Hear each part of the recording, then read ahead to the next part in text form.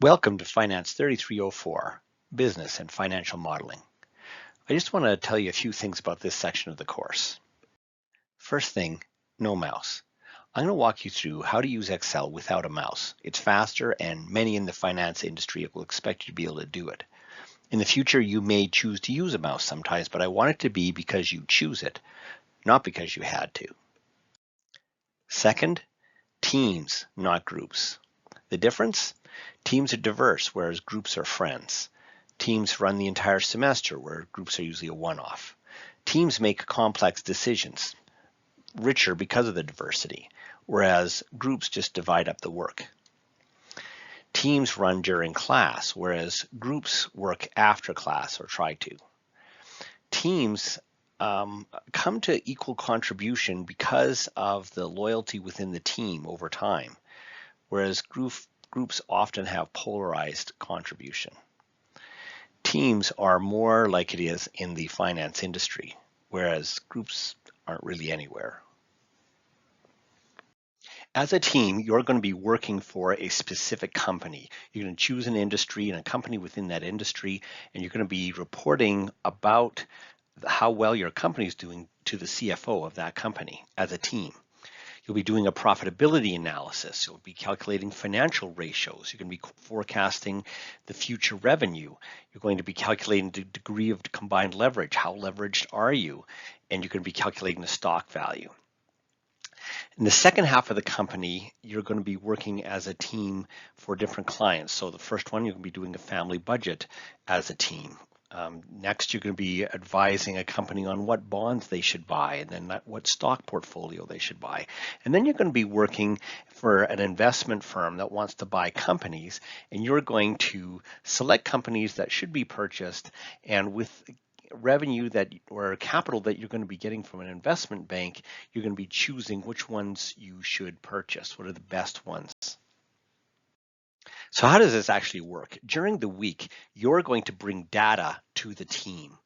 Now you might wonder, why is everybody all getting data on the one company that we're working for? And the answer is only one team member is. The other team members are finding the same data on competitors because the main company, your main CFO, needs to understand what's going on in the industry and needs to be seeing what the competitors, how well they're doing.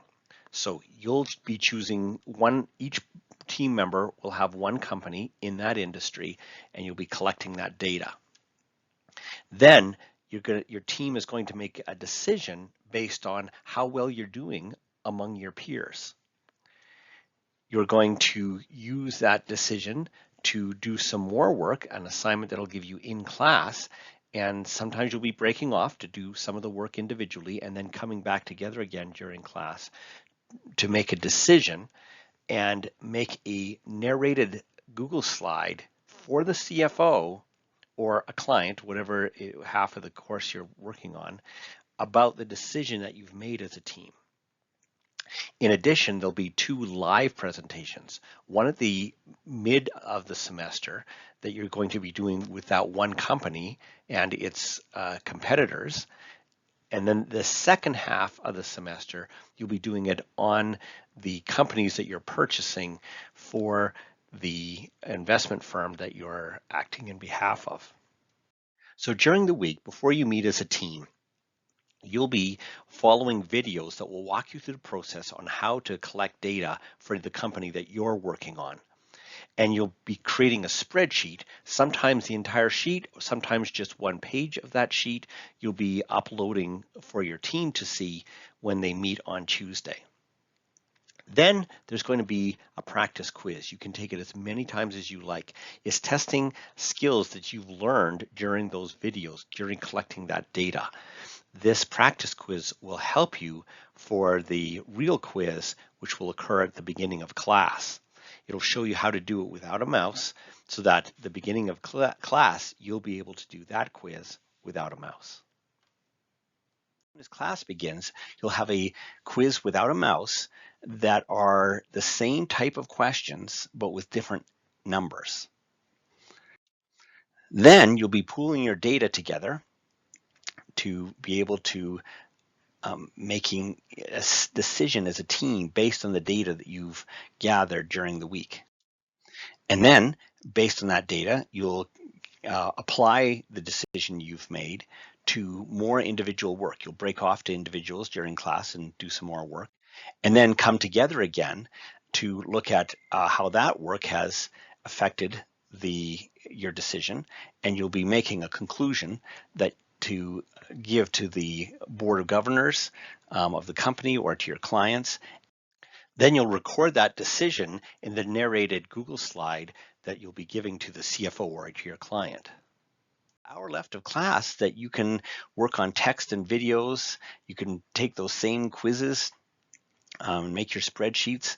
I've devoted that time so that I can be there to help you in class, and especially if you have a Macintosh, because the keyboard shortcuts that I'll be explaining are made for PCs, and you might not have access to a PC at home, so you can use the ones in the lab. And again, I'll be there to help you. But if you do want to work at home, you can. So number 4, the grade breakdown. The weekly practice quizzes, you can take as many times as you want. The highest attempted grade is what counts. And you also want to be repeating these for the final exam, because much of the final exam will be based on the same types of question, again with different numbers, that were in the practice quizzes. 1% each, so a total of 10%. The beginning of class quizzes, which again have the same questions as the practice quizzes, but you only get to do it once. It's without a mouse, and there's 10 of them, 1% each. So for each of 10 weeks, there will be a narrated Google slide that you'll contribute in making. Usually there's just one voice narrating it. You can rotate who that is, but everybody contributes to the decision. They're worth 2% each, total of 20%. Twice in the semester, once in the middle and once at the end, you'll be doing a live presentation.